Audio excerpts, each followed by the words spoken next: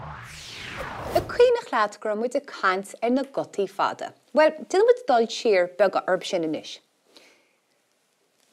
Tá á ein, é, í, ó, agus ú. A chul tú iad sin. Wel, tá muid a gáil géisteach inis leis na focla seo a leanas agus caithe muid a ebrúach ó bhfuil a gota fada ag tús an ocil nó ag deire an ocil, mar sin bí a géisteach go grín. Nis feice tú gúil bata glas agus bata dearag i mo láimh agus crocha mise an ceann ceart. Crocha me an ceann glas, má bhíonn an gota fada ag tús an ocil, agus crocha me an ceann dearag, má bhíonn an gota fada ag deire an ocil. Agus féite tusa imirt chomá le críán dearag agus críán glas. Bú tú ré? Mamó. Fan go gwino me. Mamó. Bhfuil ó ag tús an ocil nó ag deire an ocil? Mamó. An wa. Tá ó ag deire an ocil. Ítach. Dúir mas ceann eile. Úl. Úl. A bhfuil ú ag tús nó ag deire an ocil? Éiste ríist? Úl. An wa. Tá ú ag tús an ocil. Ítach. Ceann eile.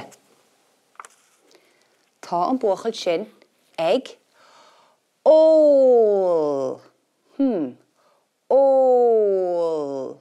A bhfuil ó ag tús an ocil nó ag deire an ocil?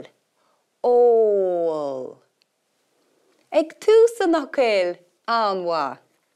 Ceann eile. Cé dá sin? Sin gé. É. A bhfuil é ag tús an ocil nó ag deire an ocil? Éiste ríist? Gé.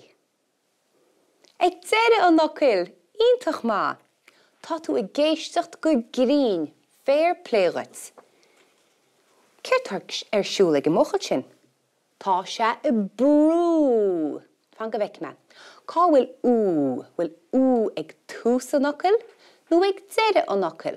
Éiste ríist? Ag brú. Tá sé ag deire an ocil? An wa. Ceann eile. Ó, sin éire. Éire. A gleisin tú é ag tús nó ag deire an ocil? Éire. Ag tús an ocil. Tá tú thar bár ige seo. Sin mrá. Bean amháin ach sin mrá. Bhfuil á ag tús an ocil nó ag deire an ocil? Mrá. Ag deire an ocil. Ítach. Tá me cheap go lámaigh le ceann amháin eile.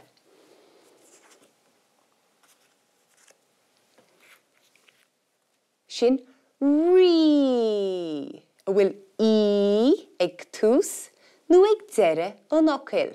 Éiste ríist? Rí. Ag deire an ocil? Mathú.